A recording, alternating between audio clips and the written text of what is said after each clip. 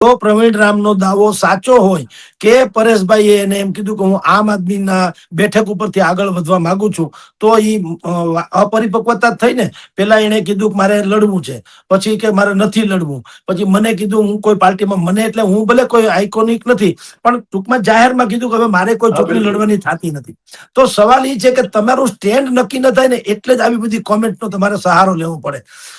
કોઈ આપણી ટીકા કરે દિનેશભાઈ તો આપણે હચમચી નથી જતા અને આપણી સરાહના કરે તો ફૂલાઈ નથી જતા. શું કામ? આપણે ન્યુટ્રલ સત્ય હોય જ કેવું છે, બાકી જે થવું હોય તો થાય. અને આપણે કીધું કોઈ દિવસ ક્યાંય ખોટું બોટું કે આડાવડું પડે તો મને કહેજો. તો આપણે જે સનાતન સત્ય છે એ જ કહીએ છીએ અને એ એક સ્ટેન્ડ ક્લિયર છે. આખા જેટલા આપણા શ્રોતાજનો કે જે આપણા ચાહકોને ખબર છે કે બોલશે એ સત્ય હશે, બોલશે. હું કોઈના પ્રેશરમાં, દબાવમાં કે લાલચમાં, લોભમાં આપણે બોલા એમ ભાઈ પરેશભાઈ જે છે ને એને એક સ્ટેન્ડ ક્લિયર કરવું જોઈએ કે ભાઈ રાજનીતિને મારે કાં તો હા તો વાત તો ખરાબ તો છે જ નહીં, રાજનીતિ કોઈ ખરાબ ક્ષેત્ર તો છે નહીં કે ભાઈ મારે રાજનીતિ કરવી છે તો એમાં ખોટું શું, પણ એ ક્લિયર હોવું જોઈએ. ઘડીક તમે ના પાડો, ઘડીક તમે હા પાડો, એને કારણે લોકો અવઢવમાં મુકાય કે તમારે કરવાનું છે શું. તમે ખેડૂતોને હાથા બનાવીને રાજકારણ કરવા માંગો છો કે રાજનીતિને હાથો બનાવીને ખેડૂત નેતા બનવા માંગો છો? કરવા શું માંગો છો આફ્ટર ઓલ?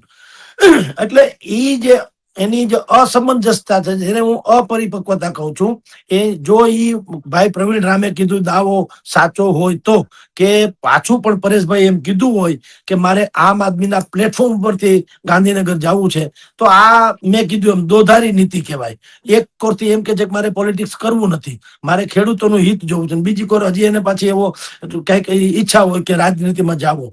તો એ જે અવઢવ વાળી સ્થિતિ છે એટલે એની ટીકા વારે વખતે થઈ રહી. કારણ કે જો એ આમ આદમી પાર્ટીના પ્લેટફોર્મ ઉપર આવે તો તમારી જાણ ખાતર ભૂતકાળમાં એને આમ આદમીના પાર્ટીના અમુક નેતાઓને મોઢ અને અમુક નેતાઓને આડકતરી રીતે નિશાને ઉપર લીધા હતા કે અમારી લોકપ્રિયતાને સહન નહીં કરી શકનારા આમ આદમી પાર્ટીના જ કેટલાક નેતાઓએ અમારી છબી ખરડાવવાનો પ્રયાસ કર્યો.